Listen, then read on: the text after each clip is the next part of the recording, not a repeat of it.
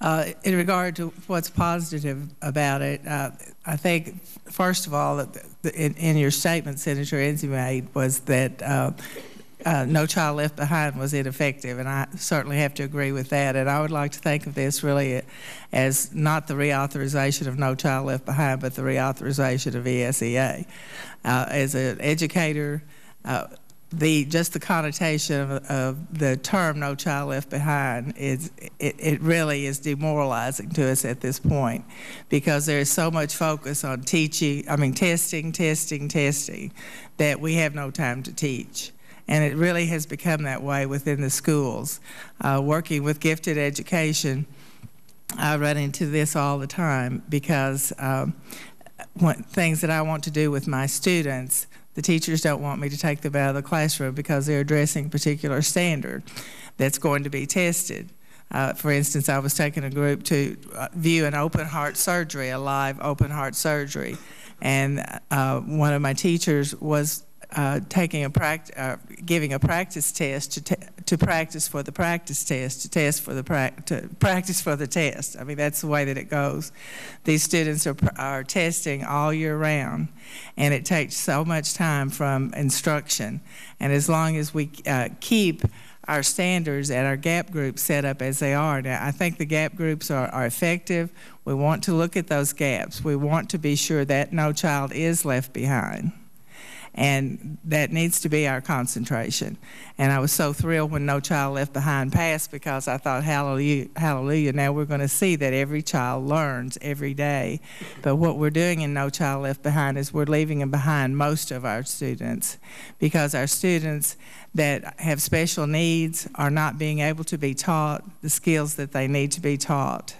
Our FMD classes, where teachers really genuinely cared about these students, wanted these students to learn skills that they could use in their lives, life skills.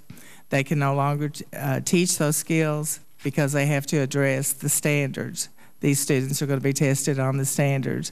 Gifted students are left behind totally, because they are already proficient or distinguished, and so teachers don't feel that they can use their time to work with these gifted students. So consequently, test scores of our gifted students are getting lower and lower, and many of these are the future leaders of our country, and we're not meeting their needs. So those students come to school and go home and have not learned throughout the day.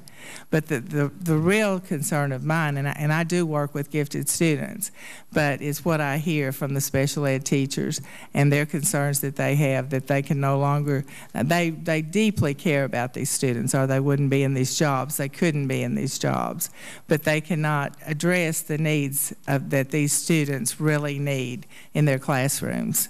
And we have even had an instance where we had a terminally ill special needs child and tried to get an exemption for testing and could not get that, even with a doctor's note saying that the testing, just the process of testing, would be detrimental to the child's health.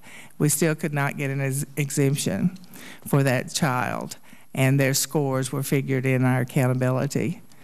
We have a student that has a 4-word vocabulary. That's all he speaks. And one of the phrases that he uses, or the terms that he uses, I don't know, Senator Paul, can I say that?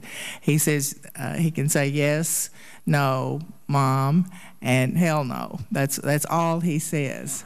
And that's all. He's in 6th grade now. That's all he has said throughout his schooling.